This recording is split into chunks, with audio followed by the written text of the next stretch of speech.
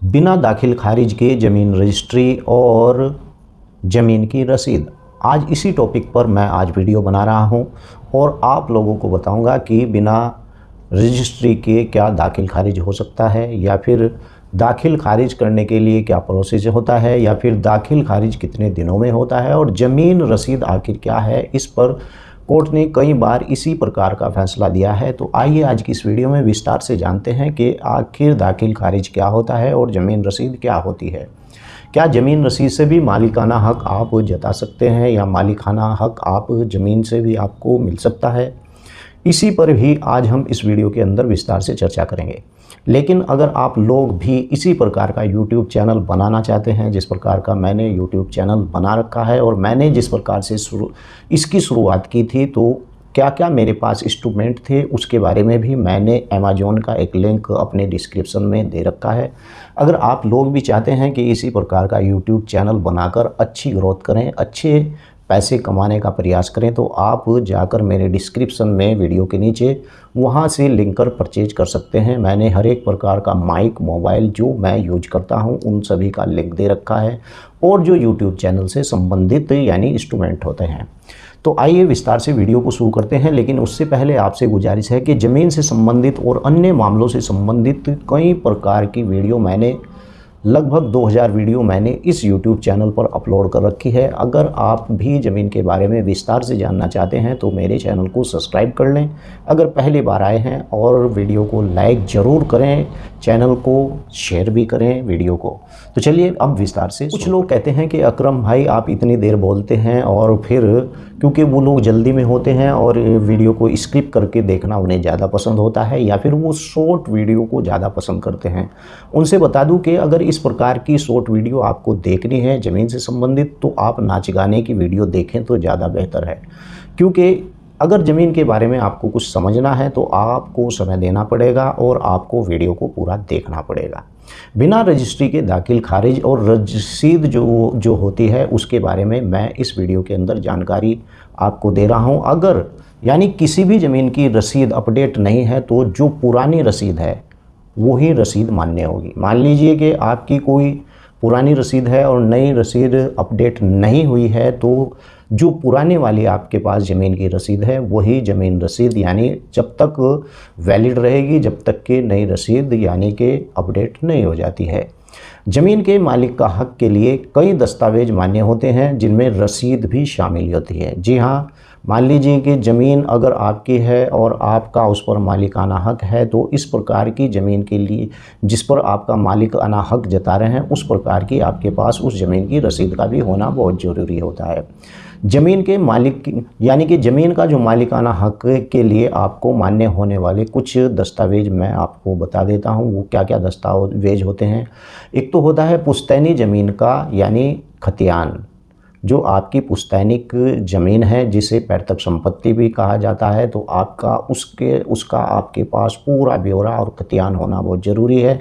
और ख़रीदी गई ज़मीन की रजिस्ट्री के कागज़, मान लीजिए कि आपके पूर्वज ने या किसी ने, आपके पिता ने, आपके पिता के पिता ने उस ज़मीन को ख़रीदा है तो उसकी रजिस्ट्री भी होगी। ऐसा नहीं है, आप ऑनलाइन भी जाकर इस प्रकार की रजिस्ट्री को चेक कर सकते हैं। वहीं पर तीसरी बात यह है, अगर कोई ज़मीन सरकार से मिली हुई है तो उस ज़मीन का आपके पास यानी कि पूरा पर्चा होगा, और उस पट्टा किस समय आपको दिया गया, किस प्रकार का ये पट्टा था, यानी कि आपको नसबंदी के दौरान दिया गया था, 86 का पट्टा है या 89 का पट्टा है, इस प्रकार का जो पर्चा आपको जो पट्टा हुआ था तो उसके कागज़ आपके पास होना बहुत ज़रूरी होता है। लेकिन इतने पुराने कागज़ लोगों के पास नहीं मिलते हैं। लेकिन ये कागज़ आपको जितने भी हैं, मान लीजिए आपका पुराना पट्टा है तो तहसील परिसर से आपको इस प्रकार के सभी कागज़ रिकॉर्ड रूम से आपको उपलब्ध हो सकते हैं।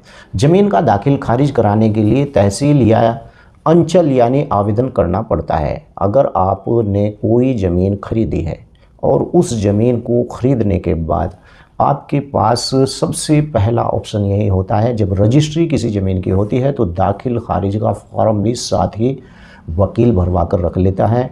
और दाखिल खारिज होना ही ज़रूरी है। मान लीजिए कि आपने किसी प्रॉपर्टी की रजिस्ट्री की है और रजिस्ट्री करने के बाद आपने ऐसे ही छोड़ दिया और उसका दाखिल खारिज नहीं कराया, तो वो रजिस्ट्री आपकी अधूरी ही मानी जाती है, क्योंकि जब तक आपका उस भूमि के ऊपर नाम नहीं चढ़ता तो जिस व्यक्ति ने आपको भूमि बेची है वो उस भूमि के ऊपर उसका लगातार नाम चढ़ा रहता है और बाद में पता चलता है कि आपके इस दाखिल खारिज को ना कराने की वजह से उस व्यक्ति ने आपकी जो भूमि रजिस्ट्री आपको की थी उसका ही फ़ायदा उठा लिया और उसे ही दूसरे व्यक्ति को बेच दी। इसी प्रकार के 70% मामले होते हैं जो ज़मीन की रजिस्ट्री होती है और दाखिल खारिज को लेकर। यहाँ तक कि ऐसा होता है कि कई व्यक्तियों को वो भूमि बेच दी जाती है और फिर जब आप उसके असल मालिक बनकर जाते हैं तो पता चलता है कि इस ज़मीन का दाखिल खारिज के लिए आपको कई प्रक्रियाओं से गुजरना पड़ता है और फिर भी पता नहीं ज़मीन मिलेगी भी या नहीं मिलेगी।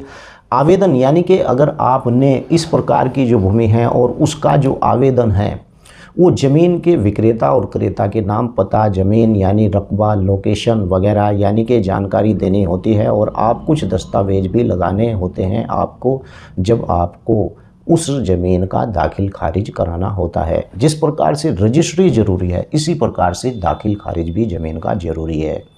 ज़मीन की रजिस्ट्री के बाद 35 से 45 दिन के अंदर दाखिल खारिज करा लेना ही चाहिए।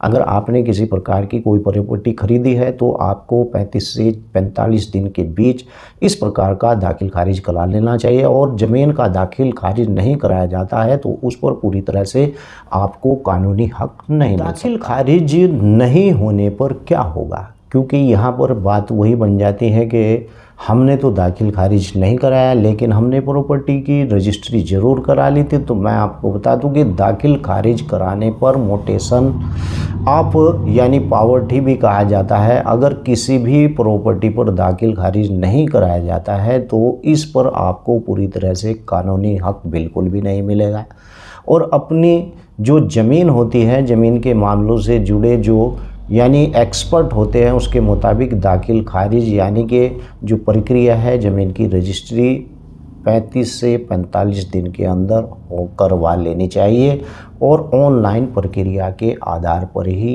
ये दाखिल खारिज आती है। कि अकरम भाई बहुत दिनों पहले हमने एक रजिस्ट्री कराई थी और रजिस्ट्री का दाखिल खारिज नहीं हो पा रहा है। आखिर रजिस्ट्री का दाखिल खारिज कौन व्यक्ति रुकवा सकता है? यहाँ पर बता दूं कि ऑनलाइन यानी कि दाखिल खारिज के मामले में यानी अस्वीकृत करना राजस्व अधिकारी के लिए एक यानी आसान नहीं होता है और सरकार की नई व्यवस्था के तहत यानी कि राजस्व कर्मचारियों की मालगुजारी पर रोक लगती है। जब भी सीओ को किसी भी आवेदन के अस्वीकृत करने के पहले यानी कारण बताने का एक नोटिस जारी करना पड़ेगा और कागज़ पर कई कमी अगर होती हैं रेत का मौका देकर यानी कागज़ को मांगना होता है। इस प्रकार से अगर किसी प्रकार की कोई कमी रह जाती है दाखिल खारिज में तो ऑनलाइन प्रक्रिया रुक जाती है और दाखिल खारिज भी रुक जाता है अगर आपने उन्हें सभी कागज़ नहीं दिए। बात वही होती है कि अकरम भाई दाखिल खारिज अगर रुक जाता है तो फिर क्या होता है, यानी कि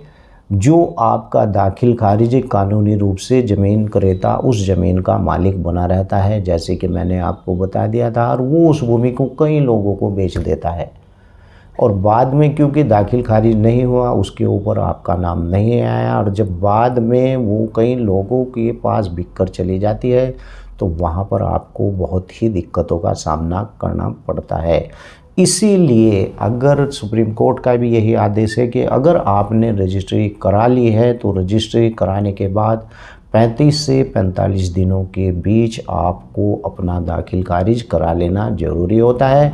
मान लीजिए कि आपने रजिस्ट्री करा ली और उस भूमि की रजिस्ट्री होने के बाद और वो भूमि किसी और व्यक्ति के कब्ज़े में है और फिर आप उसका दाखिल खारिज कराएंगे तो सुप्रीम कोर्ट ने कहा है कि वो भूमि उसी व्यक्ति की रहेगी जिस भूमि के ऊपर उसका कब्जा है और ऐसे ही दाखिल खारिज भी नहीं होता है। यहाँ पर जब दाखिल खारिज की आप प्रक्रिया शुरू करेंगे तो आपका लेखपाल जाकर उस भूमि के ऊपर ये देखता है कि इस भूमि के ऊपर किसी व्यक्ति का कब्जा तो नहीं है। अगर उस पर कब्जा पाया जाता है तो आपका दाखिल खारिज बिल्कुल भी नहीं होगा। अगर दाखिल खारिज से संबंधित आपका कोई इसी प्रकार का सवाल है, रसीद से संबंधित आपका कोई ऐसा सवाल है, तो वीडियो के नीचे बेशक ज़रूर लिख सकते हैं, मैं उस पर भी आपको जवाब दूंगा कमेंट करके। और जितने भी लोग मुझे कमेंट करते हैं मैं उन सभी का जवाब आपको देता हूं। और मैं हफ्ते में एक बार लाइव भी होता हूं, आप वहां पर भी मुझसे किसी प्रकार का भी सवाल कर सकते हैं। वीडियो कैसी लगी है वीडियो को नीचे लिखकर स्पष्ट रूप से ज़रूर बताएं। चैनल पर अगर पहली बार आए तो चैनल को सब्सक्राइब कर लें। जय हिंद, जय भारत, खुदा हाफिज़।